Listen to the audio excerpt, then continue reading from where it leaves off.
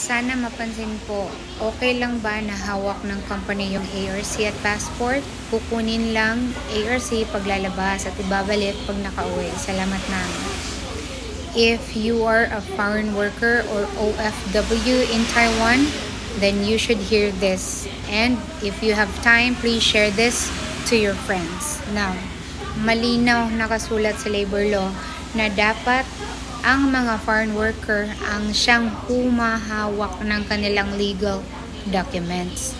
Pero, take note, nakasulat din sa labor law na kung pumirma ang foreign worker, kung merong waiver na napirmahan niya na nagsasaad na inaalaw niya yung company niya or broker niya or agent niya na humawak ng ARC at iba pang documents niya, wala na po tayong magagawa doon.